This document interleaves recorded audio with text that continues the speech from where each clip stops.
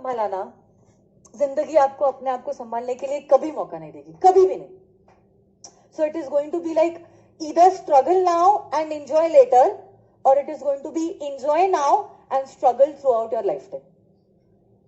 सच में ये 3 साल है बस. 3 साल आप मेहनत कर लो, 4 साल आप मेहनत करो, उसके बाद आपकी जिंदगी है, आपकी मौज, आपकी मस्ती, आपका पैसा, आपकी डिग्री.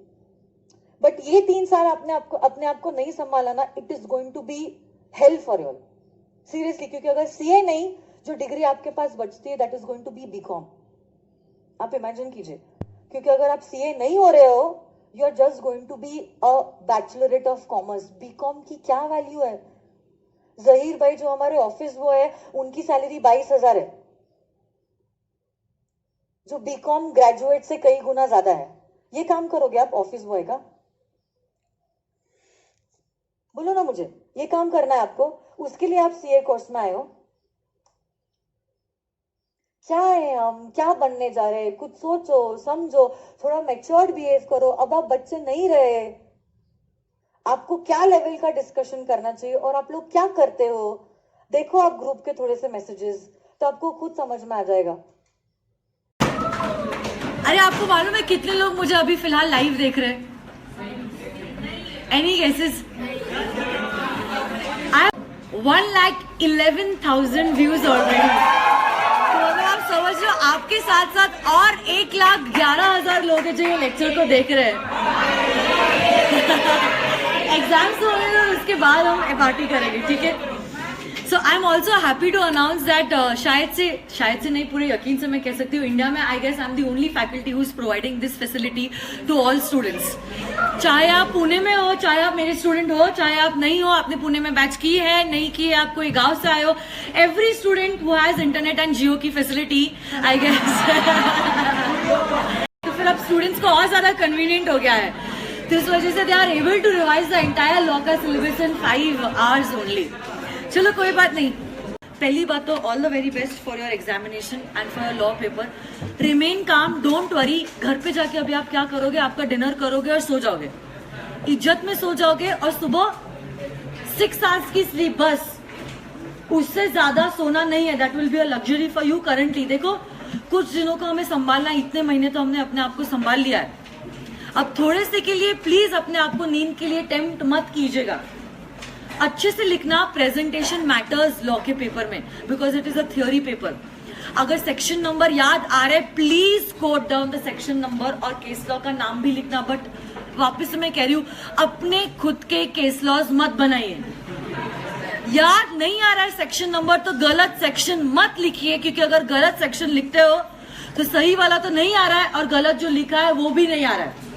जो भी आंसर दे रहे हो, right it in point wise format. Starting से स्पीड मेंटेन करो, क्योंकि मैं आपको कहती हूँ, पहले 1 घंटा आप लेट के लिखते हो, बाद में आपको रियलाइज होता है कि आंसर्स इतने लिखने हैं और समय इतना कम है. पहले तो एकदम मोटी जैसे अक्षर, और बाद में उर्दू, क्या लिखा खुद को भी नहीं समझ में आया. So do not let that happen my dear friends. Starting से आप स्पीड मेंटेन करो. It is not necessary to start with question 1 first. पहले आप 10 मिनट में गो थ्रू कर लो कि क्या आपको सबसे बेस्ट आ रहा है. उसके बाद आप क्या करोगे? आप लोग फिर क्या कर सकते हो बाद में? जो आपको लग रहा है कि जो बेस्ट आंसर देने आ रहा है, उससे आप आपके आंसर की शुरुआत कर सकते हो. मैंने मेरे लेक्चर्स में पैटर्न बताया कि कैसे आपको आंसर्स लिखना है. If it is a case study, आपको आपका आंसर को लिखना होगा फैक्ट्स, इश्यूज एंड कंक्लूजन. और अगर थियोरी पेपर है, थियोरी क्वेश्चन है, you will have to write it in point wise format. Headings दे सकते हो, क्या बात है, डायग्राम ड्रॉ कर सकते हो, और भी अच्छा, जैसे कि एथिक्स और कम्युनिकेशन के लिए process of communication, diagram draw कर सकते हो. ये सारी चीजें will be an add on for your answer. तो ये सारी चीजों से क्या फर्क पड़ता है? हाँ, फर्क पड़ता है. टेक्निकल टर्म्स जहां कहीं पे भी यूज कर सकते हो, please use it. Do not right in your own words. हाँ, ओन वर्ड्स इस्तेमाल कर सकते हो, बट टेक्निकल और कीवर्ड्स जो होते हैं, that you will have to stick. जैसे कि पोस्टपोन नहीं लिख सकते, अर्जर्न लिखोगे. हाँ, वो पूरा सेंटेंस लॉ मेकर ने जैसा लिखा है वैसे तो छाप नहीं सकते हो. That is impossible. आइंस्टाइन का बाप भी नहीं कर सकता हो. हम तो क्या बेचारे सीए स्टूडेंट्स हैं. But what you can do is, मेरी बुक में जैसे मैंने ब्लू में जो सारे वर्ड्स दिए वो तो आपको लिखना है. सेंटेंस का framing you can always do in your own language, but you have to stick down to the keywords. Act का नाम लिख रहे हो, एवरी लेटर, एवरी वर्ड का पहला letter has to be in capital. The का T capital, companies का C capital, act का ए कैपिटल, कॉमा करके 2013. सेक्शन का नाम नहीं आ रहा है, एटलीस्ट एक्ट का तो नाम याद है ना, according to the provisions of the companies act 2013. Section का अगर याद है नाम या नंबर, तो according to section 25 of the companies act 2013, तीन प्रोस्पेक्टिव्स इज टॉकिंग अबाउट वगैरह वगैरह वगैरह. Getting it or no? So all the very best, my dear friends.